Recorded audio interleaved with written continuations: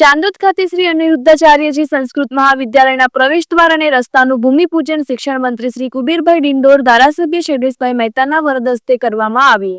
વડોદરા જિલ્લાના ડભોઈ તાલુકા ખાતે આવેલ તીર્થધામ ચાંદોદના શ્રી બદ્રીનારાયણ મંદિર સ્થિત ભૂમિપૂજન કાર્યક્રમ આયોજિત કરવામાં આવ્યો હતો।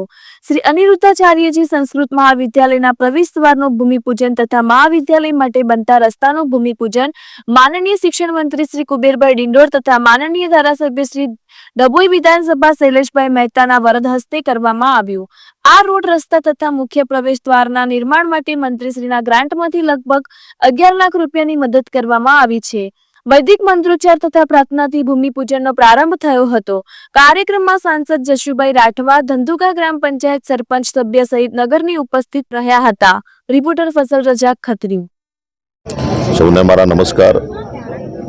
નર્મદા મૈયા કી જય। નર્મદા માતાને નમસ્કાર કરું છું। આજે ગંગા દશેરાનો પવિત્ર જે સંગમ જ્યાં ચાલી રહ્યો છે, આજે છેલ્લો દિવસ છે, એમાં આરતીમાં અમે સહભાગી થવાના છે અને સવિશેષ આપણા અનિરુદ્ધાચાર્ય સંસ્કૃત પાઠશાલા ચાલતી હતી, એનું નવીન મકાન બને એના માટેની વ્યવસ્થા પણ અહીંયા કરી છે અને સવિશેષ અમારા અહીંયા લોકપ્રિય ધારાસભ્ય સન્માનીય શૈલેષભાઈના મદદથી અહીંયા ગેટ અને રસ્તો આ સંસ્કૃત પાઠશાલાને અર્પણ કર્યો છે અને અમારા ગ્રામના અગ્રગણ્ય નાગરિકો, ઠાકોરભાઈ છે, સરપંચશ્રી અને પૂરી એમની ટીમ સાથે મળીને આવનારા સમયમાં આપણી ભારતીય સંસ્કૃતિનું જે રક્ષણ કરનારી જે આપણી ભાષા જે છે સંસ્કૃત ભાષા, એનું જતન થાય અને સંવર્ધન થાય એના માટેના પ્રયત્નો સંસ્કૃત પાઠશાળાના માધ્યમથી થવાના છે અને એમાં પણ સહયોગી આવનારા સમયમાં બધા જ બનીશું। સરકાર તરફથી તમામ વ્યવસ્થાઓ સંસ્કૃત સાધના પોલિસી બનાવીને આપણી ગુજરાતમાં ચાલતી જે 33 પાઠશાલાઓ હતી એ દાનથી ચાલતી હતી, એને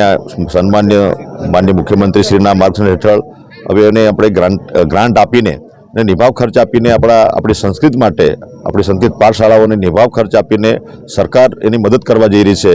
અને એવા સમયે અહીંયા જે ચાણોદ જે છે હિન્દુ સમાજનું આસ્થા કેન્દ્ર છે, લોકો અહીંયા પોતાના પૂર્વજોને અહીંયા જે અસ્થિવિસર્જન માટે અહીંયા આવે છે, તર્પણ કરવા માટે આવે છે, એ આ ભૂમિ છે, આ તપોભૂમિ છે, એ ધરતી પર આ પાઠશાળા જ્યારે નિર્માણ પામવાની છે ત્યારે મારી ઢેર સારી શુભકામનાઓ છે અને એમાં બધા જ સહયોગી બને એવી